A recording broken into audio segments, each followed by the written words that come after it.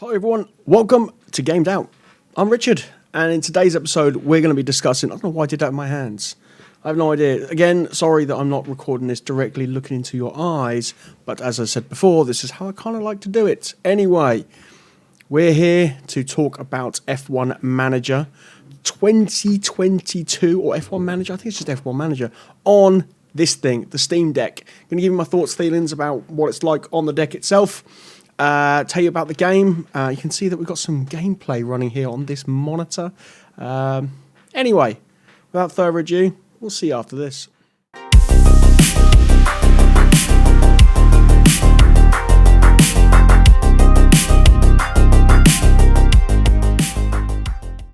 Massive shout out to Bill over the Nerd Nest. Massive shout out to Bill at the Nerd Nest who did the animation logo that you just saw on the YouTube channel. If you're listening to this on the podcast, then, well, you can't see that. You'll have to head over to the YouTube channel to see it. If you are listening, I do thank you. You can support me on iTunes, Apple Podcast. That's the same place. Google Podcasts, and wherever you do get your podcasts from. Gamed Out is released in audio form every Friday. This section here, which we're going to get to what the name is called shortly, is going to be added on to the audio version of the podcast later in the week. But for people who want to see my reaction to games in this series called Verified. Verified is where we're taking those games that aren't verified on Valve Steam Deck. They're either playable or they're unsupported for whatever reason, and we look to see if they're playable. New, old, whatever you want to call it, that's what we're looking at. And in today's verified look, F1 20 or F1 Manager, the game from Frontier, where you take the role of team principal and you take a team from bottom to top or top or wherever you want to be. That's what we're looking at. But the idea of this series is exactly that. These games come up with so Valve has like a verified system. And if you look on Steam, you can see if they're verified, so like Elden Ring and other games like that, Marvel Spider-Man and all those sort of games, they are verified on Steam Deck. They are meant to work out of the box with no problems, this, that and the other. You might get playable games that have some textures that are too small, or there's a launcher in the background that's going to cause a little bit of a hiccup here or there. Then you've got the unsupported or the unverified category, can't remember the official name. The ones I won't be testing are the ones that flat out are not going to work. So we're talking the Destiny 2s, the Dead by Daylight. I don't want to get my account banned in Destiny 2. They don't want this game, or they don't want Destiny on Steam Deck. I believe it's in the FAQ. Bad Bungie, for whatever reason, I think it's to do with the anti-cheat software that they use. It's not verified to work on Linux, whatever you want to call it. But hopefully they kind of get that ironed out, because I would love Destiny 2 on this thing. We've got Guild Wars 2 and Final Fantasy 14 on here, which is really cool. A couple of massive MMOs to play, lots of content. But that's the idea of this series. So a video each week. I know this one's early. It's early because F1 Manager officially comes out very soon, but we're looking to release one every Wednesday.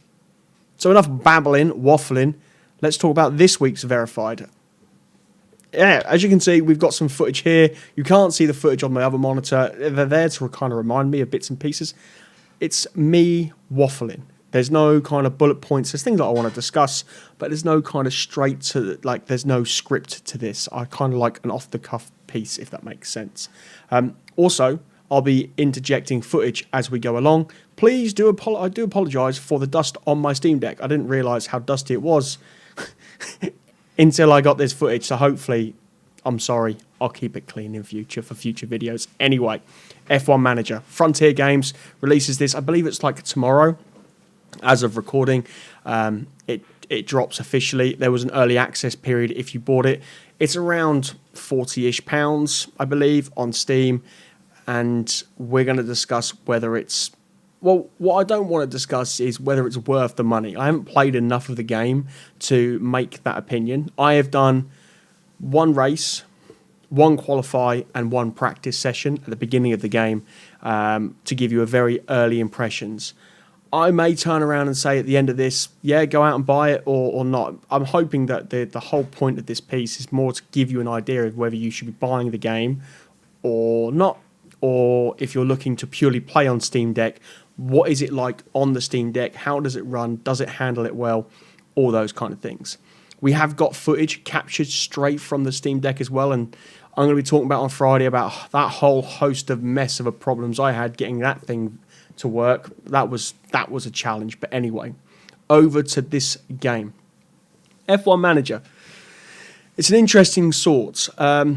I come at this from a person who grew up watching Formula One. I love motorsport. I love, in general, all that kind of cool stuff about the motorsport. I love the strategies. I love the big, powerful cars, the V8s, the V10s, or whatever engines. I love Formula One from yesteryear, all that good stuff. We obviously don't have the big V8s or V10s or V12s in Formula One currently. They are a hybrid system. That's the engines they're running. But still, watching Formula One is a really, really good kind of... It's a Sunday afternoon for me. I sit down, I'll have a drink in front of me, and I'll be screaming at the telly at whoever. Do I support a team? Probably McLaren is the team that I support. I am a Papaya fan. I like to see the Mercedes boys do well. That includes Lewis Hamilton. Sorry if you're a Red Bull fan and watching this. But then at the end of the day, I appreciate Max's driving ability, just not a Red Bull fan. All right, so there we are. I'm going to get them out of the way before we start this video, in case anybody starts commenting down below about Team Lewis Hamilton, Team Max. If I see any of those comments, I'm deleting them straight away, by the way. I don't need any of that. So I took up Alfa Romeo. So I've got two drivers, Zhou Guanyu and Valtteri Bottas. We've got Robert Kubica as the reserve driver. They were my challenge in this is to take Alfa Romeo from one of the back end of the midfield teams to the top. That's my challenge. And I really like that. And I'm going to say this before I go on any further. If you are looking to drive the cars in this game, you can't. There is no ability to drive the cars. If you want to drive the cars, download and buy F1 2022. Probably download F1 2021 because I think that game isn't broken compared to this year's. We've got the ability to try one of the F1 games on deck, so we'll see what it's like. I haven't tried many racing games yet. I tried to say it's a Corsa Competizione, but I haven't tried anything like Formula One. Anyway, where was I? Yes. My challenge, if you like. This game gives you a whole host of options. The beginning, if you like, you are bombarded with tutorial screens. Yeah, there's tutorials left, right, and centre. There's a person who's apparently in the aerodynamics team. She's kind of taking you around the screens, the overlays, the different bits and pieces, the buttons, and what everything does, and explaining stuff to you. There is a lot to take in. Like, there is an overwhelming amount of information to grasp, but there's also there seems to be like a fine counterbalance in this game where they could make it really complex and they could really go OTT, but at the same time they've probably got it more balanced to the we don't want to make it OTT. And I'm looking forward to seeing what future iterations, especially when the community start getting a hold of this, and I suspect we're going to see mods for this game. This game is, hopefully we'll see mods of like different improvements and different things. There are things that I would want from this game, which I don't really need to kind of go into, I don't suppose, and we could always do that at the back end of this video. Presentation-wise, it makes you feel like you are part of the Formula One calendar. Like, overall, it makes you feel like you are part of a team. It makes you feel like you have taken control of that team. They do the presentation so well. The camera direction in certain, in certain corners, in certain circuits. Like, all of this that you can see on this screen, this is taken from Steam, from the PC version. The clock counting down, so we're now about to go lights out. This camera angle is what they use in the TV. So it gives you that feeling that you are actually part of the Formula One circus. And as you can see on the screen right now, we've got all of these different kind of things. And on the Steam Deck, you kind of shrink that. You've gone from a screen this side, which is a 1920 by 1080, to that, which has just got the intro playing. And it literally just goes down to this side. So normal managerial things apply. You've got your messages, you've got your board, you've got you keep your sponsors happy, you've got your targets to reach, and you've got all of those things throughout a race weekend.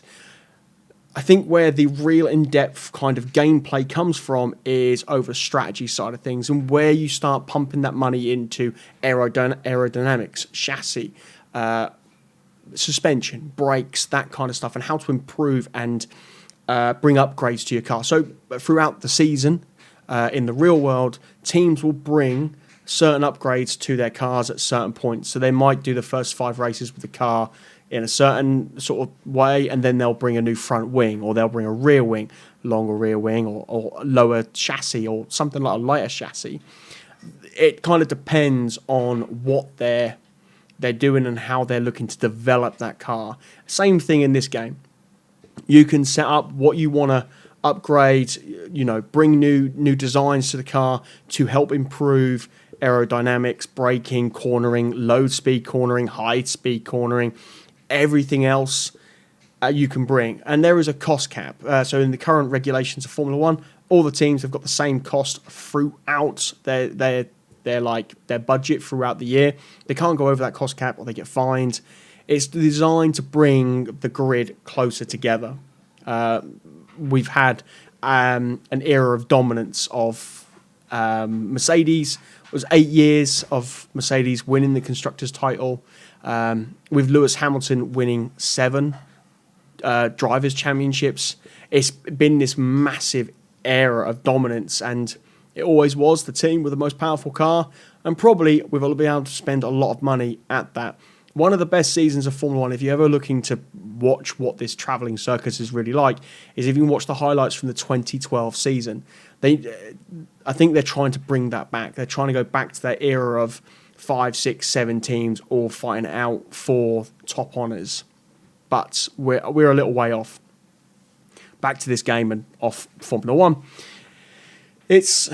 those things are all part of this game. They're all there, strategies, aerodynamic stuff that you can do.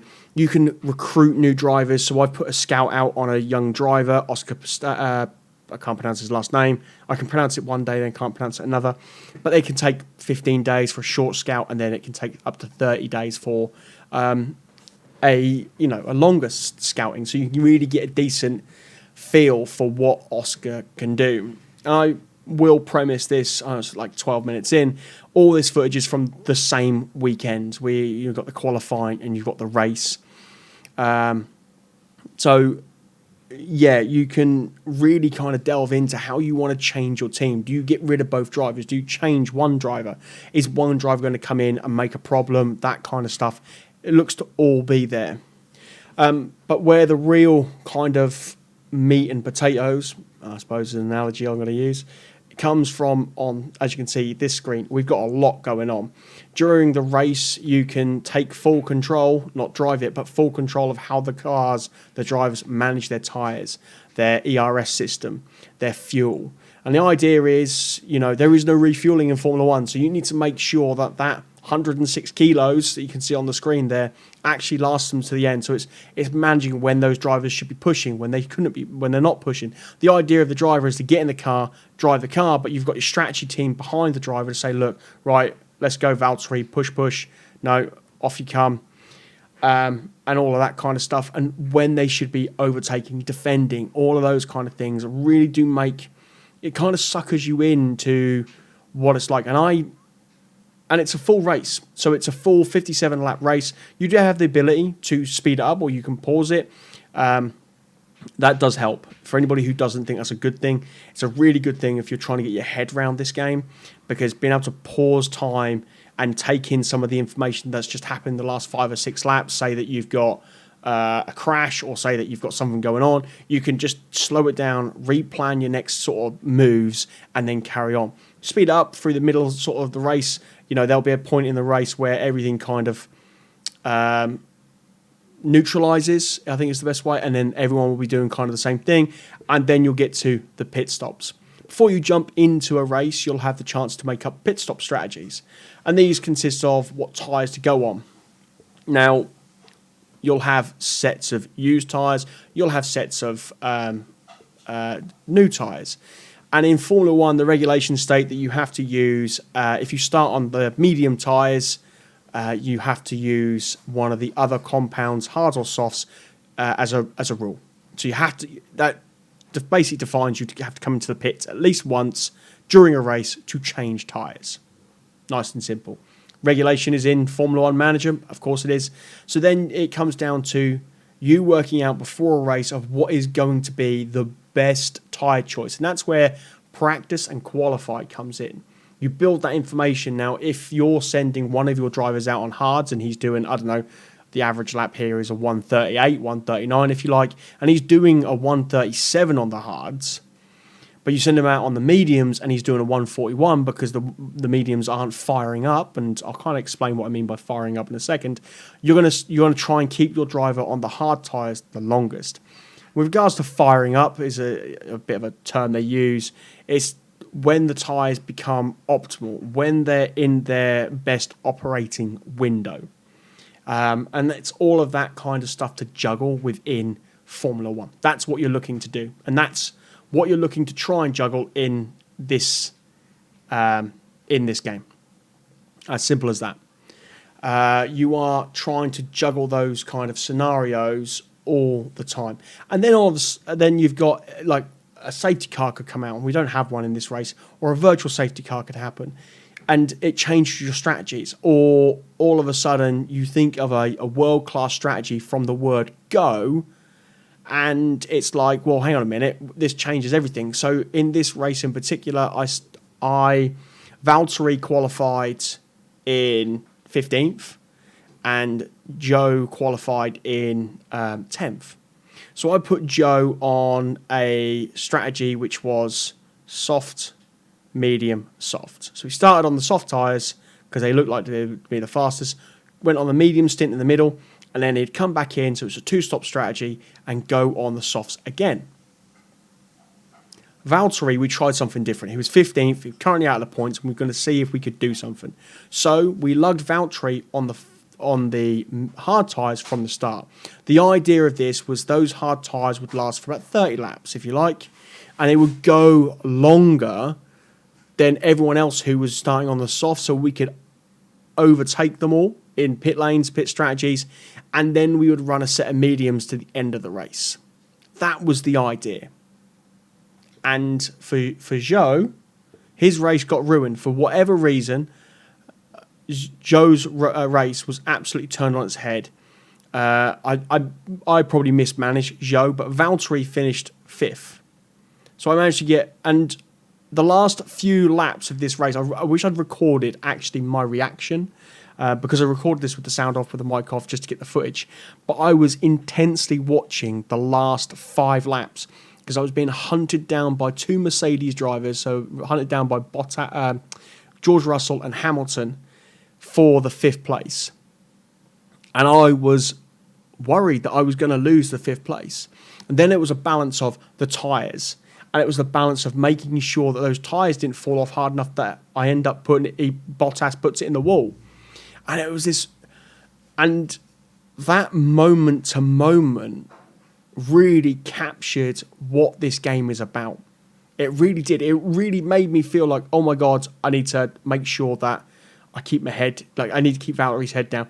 By this point, it was just about getting Joe to the end. He wasn't going to finish in the points, but Valtteri was going to pick up some points. He picked up 9 points for the team, which was a great start for my campaign. So that itself works as a manager game. It works. It brings that excitement to you as the team principal, and it gives you that kind of buzz that, okay, I need to see this next 5 or 8 laps through right to the end because, my God, I need to watch what's going on. So that's the game.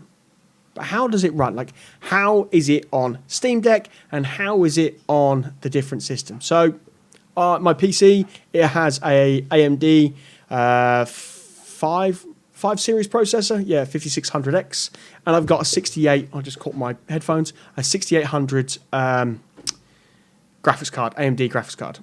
32 gigs of RAM, runs flawlessly. There's a few little hiccups right at the beginning when it was like loading, nothing major, runs absolutely flawlessly. Graphically, it's good. As I said, the presentation, different camera angles, the sound is absolutely bang on. Everything about this game is absolutely brilliant, like in that sense. The blur in the animation on the, like when they're turning the wheel, is a little bit sickening. So, and you can't turn the blur off. For some weird reason, you can't turn that down. The AI is funky as hell. Like, there are moments where you think to yourself, something's going to happen. For example, when they're coming out of the pit lane for qualifying, for some reason, if you're on a flying lap, your driver slows down to let them come out of the pit lane. Don't understand why. It's a very weird experience to kind of look at and watch. They'll slow down on the racing line, which is really dangerous. And I really hope that over future patches, I'm hoping there's a day one patch that patches a lot of this stuff out, because hopefully through the pre-release, they've had a lot of this stuff back. Hopefully. But on PC, it runs absolutely no problem, which, it should do. It should run absolutely brilliantly. Another really cool sound thing, just quickly before I move on to the Steam Deck, is actually they've got voices from the drivers, from the actual drivers in Formula One, and you'll hear them come over the radio, and they'll be like, they'll say box, and they'll be copy, and it's actually them. It's really cool. Like, that immersion is there, and you can't get away from that. Really, really cool. Frantically trying to control two drivers or manage them is mad. Steam Deck. Probably the reason why we're here for this video, to know, does it run? Yes, it runs absolutely fine. Like, it runs well. I encountered a bug which was where I had to use mouse and keyboard to enter my name in the team principal parts. I couldn't, for whatever reason, get the cursor to select at the end to delete the characters. I really wish that we didn't have that. They just left those two fields blank. Whether it's a bug or whether it's just a Steam Deck thing because it's not verified, don't know. Definitely something that was quite annoying, quite frustrating. I thought to myself, oh crap, we're not going to be able to play this at all.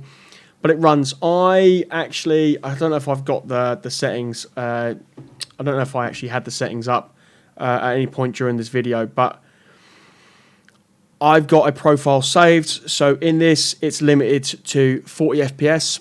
I do have half rate shading and thermal TDP limited, and then I have it limited to about 8 watts, which seems to be giving me the best performance per battery life. Getting a decent battery life on it with those settings seems to be the way to go. The game is not overly hungry, and you don't actually have to have this view all the time. You can have, like, there's a big map view and you just see dots going around. You can have that. I don't know if you can control the drivers though, but that's an option. But it works, and it's got partial controller controls. So the actual official layout that they've already got for this works absolutely fine. You use A to accept stuff, and then so on. So everything is there that you need it to be. Touchscreen works. So like actual performance-wise on deck, no problems at all. I'd love to know why it's not verified or what they've got to do to get it verified, but it just works and it's absolutely fine. No issues, no drama, no problems. 2 thumbs up from that. I have been in detail about this, and I wasn't really going to put this in this video, but I think the game is flawed slightly, and I kind of highlighted it a little bit in the video, but I think it feels a bit of a reskin to Motorsport Manager with official Formula 1 stuff. I think that they could have probably done more in... There's things like the ERS management, which feels really weird. Like we're having to, every 5 seconds, tell them when to deploy, when to defend, and this, that, and the other. Yes, okay, it makes sense as a strategist to help them, but their driver's got wing mirrors. I'm not sure Toto Wolff sits on the radio every 5 seconds telling George Russell when he needs to defend and this, that, and the other. Feels a little bit on the strange side, if that makes sense. AI is definitely flawed. It's one of the worst things about this game is how the AI reacts, and I did highlight that, and I need to highlight it again. The AI stuff is just ridiculous. But the overall experience is really, really good. Like, in general, to make you feel like you're part of the Formula One calendar, they've done a great job. For their first iteration of this, really, really good. And I really hope that we get to see in future another version. I really want to see another version of this game. I do. I think it's great. So, yeah, the game overall gets 2 thumbs up from me. If you're expecting to be able to control like the F2 and the F3 drivers, that ain't happening. You can bring them into your team. I suspect a mod will probably come out for that or something. There's going to be mods for this, and it'll be interesting to see what they do. Steam Deck performance is really solid. Again, I should mention that you're looking at about 3+ hours, maybe 3.5 hours, depending on how you have your settings on the battery. Absolutely no problem at all. I can't remember what I got. May have got even 4 hours showing on the battery. But yeah, overall, great experience, good game. I will be playing more, and to hear Alfa Romeo's journey, you're going to have to tune into Game Out every Friday, where we will be going as an update on the podcast to what is going on at Alfa Romeo in F1 Manager. All right, thank you very much. Hopefully that gives you some insight to what F1 Manager is like on Steam Deck, on PC, and all the other good stuff. Apologise for the dirty equipment. But there you go. I need to make sure it's clean. Again, thank you very much for joining me. If you've enjoyed the video, please do subscribe. Do like the video. Whatever you want to do. Do subscribe to the channel, because we are pushing for... I haven't really got myself a target, but I want to see where we can get to towards the end of this year. It'd be really good if you do. Join us on the Discord down below. Do make sure you listen to the podcast if you can. As I said, this will be on the back end of that podcast.